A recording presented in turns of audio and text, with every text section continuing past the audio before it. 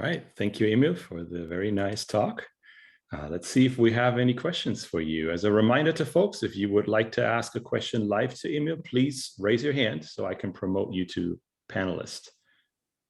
Have a quick look here. Yes, I see one question on the Slack that I'm going to read out. Xudong from UIUC is asking, you mentioned that the checkpoint frequency depends on the amount of applications. Can the checkpoint frequency be adjusted dynamically and automatically without restarting the machine? Thank you. So yes, the frequency is completely configurable. It can be configured per individual application. And while we do 100 checkpoints a second in our prototype, this is configurable. So if, for example, an application has lesser requirements for persistence, we are able to provide lower the overheads of the checkpointing mechanism by using a longer period. So the checkpointing frequency is completely configurable. There's also some questions in the Slack in the, I guess, in the nightly session about for session 2, I guess. Some people posted there. Could I read them? Sorry. Go ahead. Yeah, well, we'll wait for more questions to come in. So it says, Stephen Hand asks, in case of a crash plus recovery, how do you ensure at most one semantics are observed externally? Can this be done in an application agnostic way, or do you need the application developer to reason about checkpoints? So we unfortunately don't have time to go through this in the talk. We go through this in the paper. For this, we use external synchrony, which means that we buffer all communication with the outside world from the application until the checkpoint that caused this communication is safely on the disk. So anything that is lost on a crash is not visible to outside the application. Each application in the system is in its own, only communicates with IPC with other applications. This is how we define it. It essentially looks like a container. So we are able to essentially guard against communication with entities that are not being checkpointed and only externalize side effects after we ensure persistence. And I believe there was a follow-on by John Austerhout from Stanford University as well. John doesn't understand how the transparent checkpointing ensures consistency without some application involvement. How can it capture these consistent states? So the way we do this is we ensure that the process is not executing while we are gathering its application metadata state. And that means that, for example, we stop the application, we call it quiescing in the paper. And that means that everything in the system stops. So it stops executing and we wait for, and there's no externalization. Then we gather all the application metadata and allow the application to keep executing. Basically, this would be, we use copy and write semantics between the application's data, which is the bulk of the data we're going to send out, to send to the disk, and Aurora, so that the application can keep running while we are sending its pages out. So the stop times for this whole process is minimal. So to recap, we grab the metadata very quickly and then apply copy and write, and then send the rest of the data out while the application is executing. Now, as a follow-up from me, I imagine that if the application is truly transactional, there has to be some way for the application to communicate to Aurora when a transaction starts and when it ends, right? I'm not sure if that was captured in your previous answer.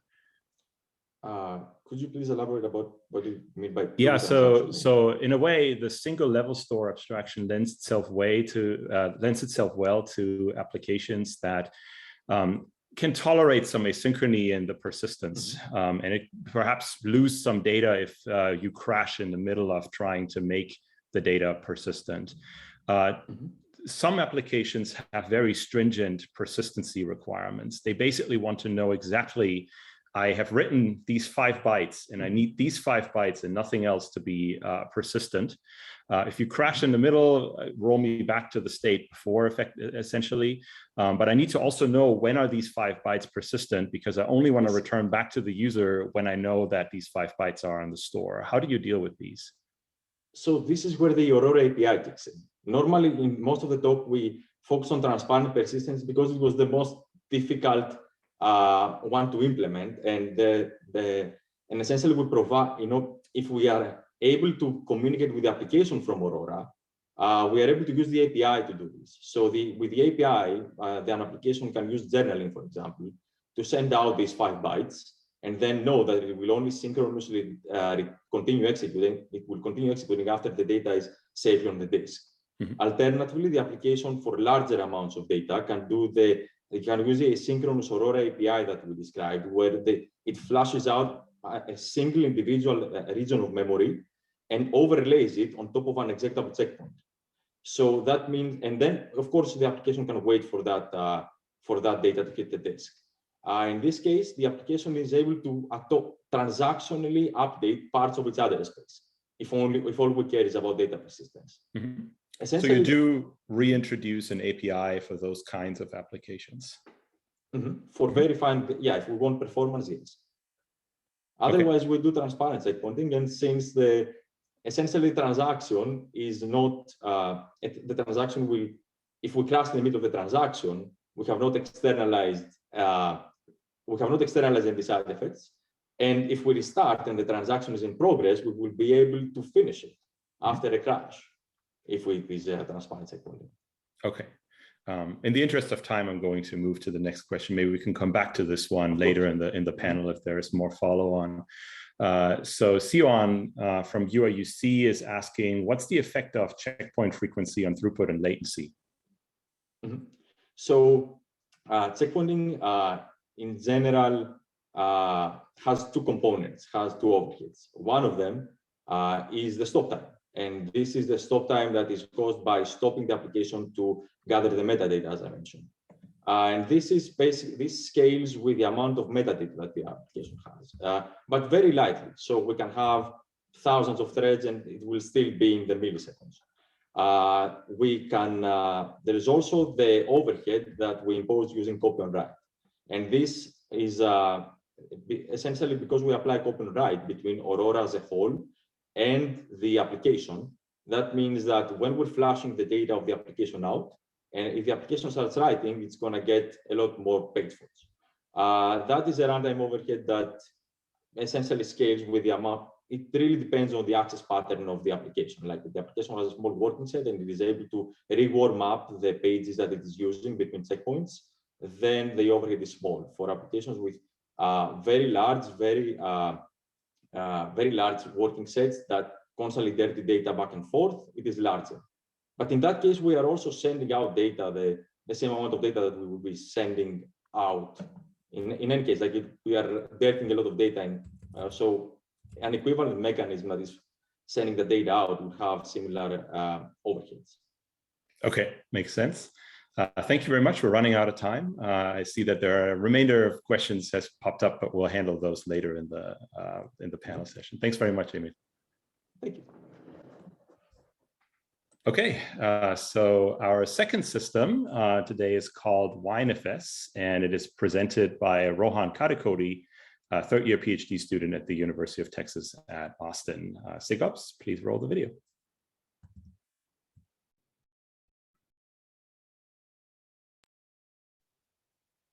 Okay, thanks for the talk. And I think Emil is ready to take questions. By the way, there are 2 ways to ask questions. One is raising your hand, and I will promote you to the panelist. And the other is to post your questions in the Slack channel, and I will read them out. However, we encourage the first one, and it is always better to introduce yourself before asking the questions. So,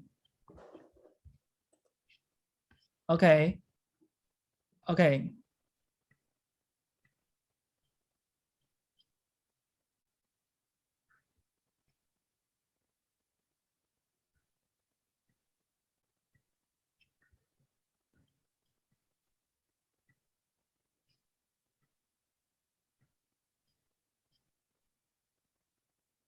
Okay, so I have some questions to kick off the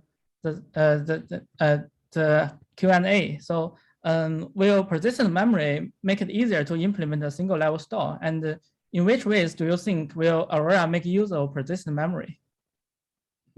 This is an excellent question. Because right now, Aurora only uses disks, because Aurora only needs the throughput provided by high-performance NVMe devices in order to be able to flash fast enough. This means that it does not need persistent memory for the main design per se. What persistent memory would be fantastic with is providing very low latency persistence granularity. For example, for something like a log that could be combined with Aurora's checkpointing mechanism. So in general, while for very high throughputs, Aurora does not really need persistent memory. Aurora does have some latency, which is the communication between and basically sending data to the disk. Even the lowest latency option that we have right now, which is a journaling mechanism, needs a round trip to and from the device. So replacing that with persistent memory would be great. Moreover, Aurora has great synergy with existing persistent memory frameworks. And this is because persistent memory frameworks take care of data persistence. So basically the contents of the address space.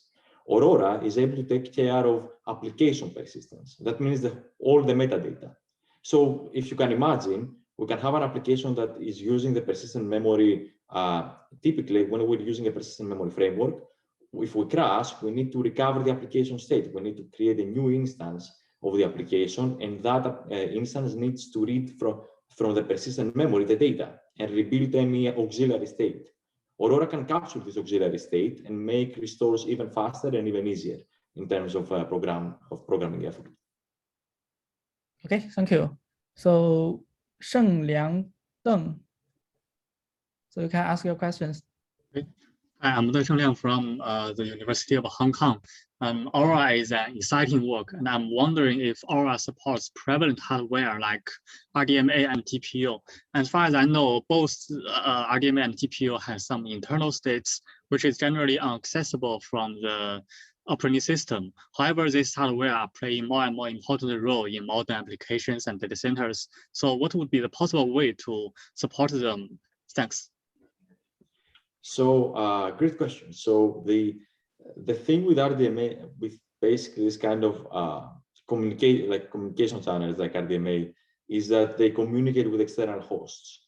And Aurora, right as of now, only checkpoints applications in a single machine. In order to be able to ensure the consistency guarantees that we do, we provide external, basically external synchrony from the machine to remote hosts. That means that if we use transparent checkpointing, I do not believe that RDMA is really compatible with this model. Now, if we use the Aurora API and the synchronous journaling mechanism, we could use RDMA, but we have left this for future work. Okay, thank you. Okay, we have some questions in the Slack channel. And this one is from the Reto from UBC. And he says, taking 1 GB snapshot took 6 milliseconds already. So when will taking snapshots become too costly to perform at a regular interval? For example, how does it scale to a large database of 500 gigabytes and I think it's more large in working site? Yes. So regarding the 500 gigabyte database, Aurora does incremental checkpointing, and that basically this is one of the key contributions that we make, where we apply copyright system shadowing, we call it in the paper. We provide copyright semantics between the Aurora on one hand and the application on the other, and that means that we can apply copyright to the application without breaking shared memory semantics inside. This in turn means that we only need to grab the dirty set of the application between successive checkpoints. And that means that, for example, we're dirtying a gig in 10 milliseconds, but that means that, for example, if we're dirtying a gig every 10 milliseconds, that means that we can dirty 100 gigs per second, and Aurora will still have the same overhead if we're dirtying it one at a time. So basically, the size of the application does not matter. The amount of data we are dirtying matters. Now, if the application is memory bound, then it is creating basically we would have the same problem even if we were ensuring persistence through conventional means, because we would be dirting a lot of state that we would then need to flush to the disk. So yes, Aurora does have high overheads, but so would another basically conventional persistence mechanism. Okay. So we have another question in the Slack channel, and it's from Zewen from USDC. So it's a general question, and he asks, he's wondering how this academic operating system is evaluated. And since the academic OS is not used in production, and there might be many missing pieces, such as the real-world functionalities and features provided by the in-production systems. So how is this kind of work evaluated for fair comparison? That is fair, but we are using real workloads, and we checkpoint and restore real workloads. So we are not using micro benchmarks to evaluate Aurora. We are using the RocksDB database. We are checkpointing and restoring a variety of applications that we have in the paper. So we are even restoring the Firefox web browser. We could open Firefox headless, right as of now, a headless instance, and checkpoint and restore, and we will be able to properly continue executing afterwards. So yes, it is an academic effort, and yes, we haven't run it in production, but we are using real workloads. This is not a matter of just taking some numbers and scaling the dirting rate of a micro benchmark. We have more of that in the paper if you, yeah. Okay, thank you. So Rental has a follow-up question in the Slack channel, but I think the time is up, so we need to move to the next paper. And by the way, we have